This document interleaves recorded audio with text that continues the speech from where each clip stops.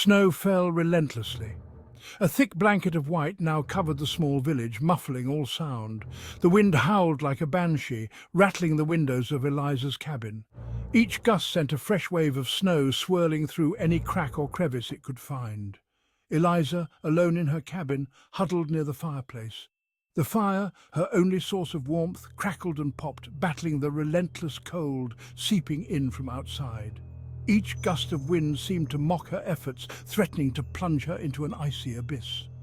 The storm had raged for hours, cutting off the village from the outside world. The once familiar path to the village centre was now an unrecognizable sea of white. Eliza was trapped, isolated by the storm's fury. A harsh cough racked Eliza's body, leaving her breathless and weak. The cold had seeped into her bones, exacerbating her illness.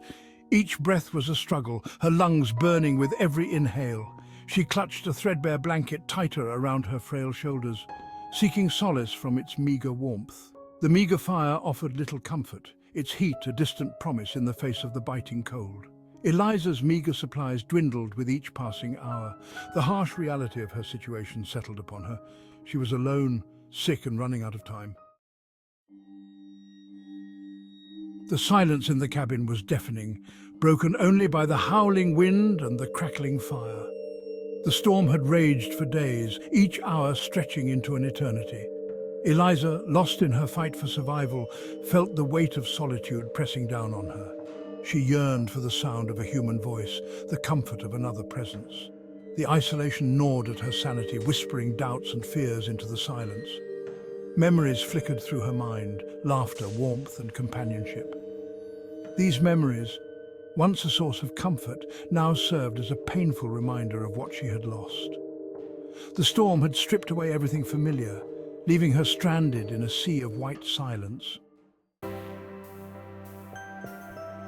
Section 4. The Will to Live. Despite the relentless storm and her failing body, Eliza clung to hope. A primal instinct to survive burned within her, fueled by the memory of loved ones and the promise of a future beyond the storm. She knew that succumbing to despair was not an option.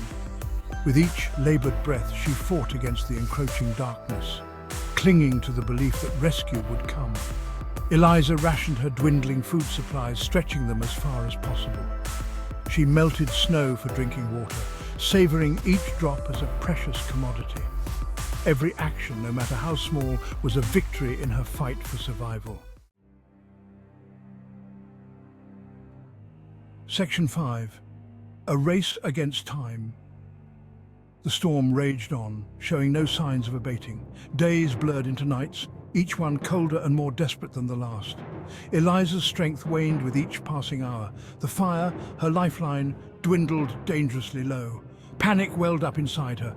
The storm seemed to mock her efforts, determined to bury her in its icy grip.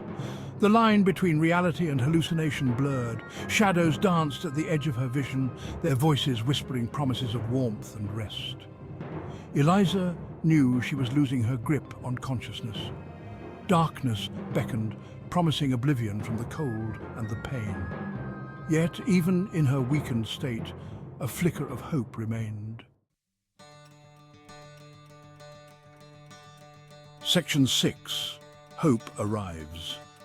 A distant sound pierced through the howling wind and the drumming in Eliza's ears. It was a faint thudding, rhythmic and insistent. She strained to listen, her heart pounding against her ribs. The thudding grew louder, closer. A dark shape emerged from the swirling snow, its form barely discernible against the white landscape.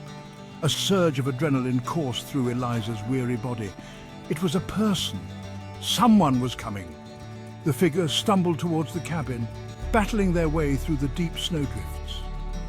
Eliza watched, her breath catching in her throat, as the shape resolved itself into the familiar form of her neighbor, Thomas. Relief washed over her in a dizzying wave. She was saved.